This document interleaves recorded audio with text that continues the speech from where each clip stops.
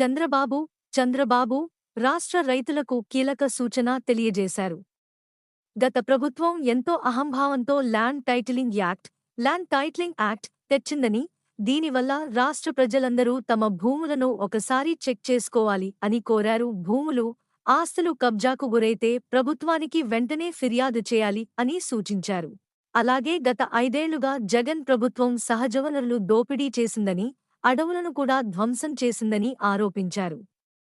భూములు, ఖనిజాలు, అటవీ సంపద దోపిడీ జరిగిందని, వైసీపీ ప్రభుత్వం కొత్త విధానంతో దోపిడీ జరిగిందని విమర్శలు చేశారు. విశాఖ, ఒంగోలు, చిత్తూరులో భూకబ్జాలు చేశారని ఆరోపించారు. ఇళ్ల నిర్మాణం పేరుతో వైసీపీ నేతలు దందాలకు దిగారని సీఎం చంద్రబాబు ఆరోపణలు చేశారు.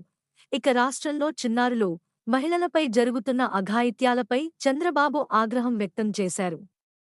9 ఏళ్ల బాలికను 3 మైనర్ బాలురు రేప్ చేసి చంపేయడమేంటి? 6 నెలల శిశువుపై లైంగిక దాడి చేయడమేంటి? సమాజం ఎటుపోతోంది? కొందరు ఉన్మాదులుగా మారుతున్నారు. గంజాయి, మద్యం మత్తులో నేరాలు చేసేవారిని వదలను. చెడు అలవాట్లు ఉంటే మానుకోండి. రాష్ట్రంలోని ప్రతి ఒక్కరికి ఇదే నా హెచ్చరిక అని స్పష్టం చేశారు.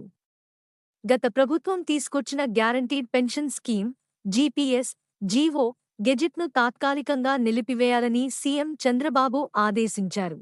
ఈ జీవో జారీ కావడంపై అధికారులను ఆయన ఆరా తీశారు.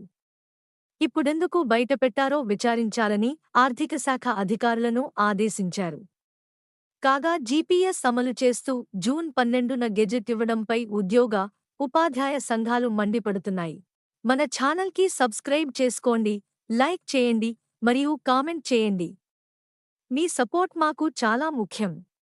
కొత్త వార్తలు మరియు అప్డేట్స్ కోసం బెల్ ఐకాన్ని నొక్కండి.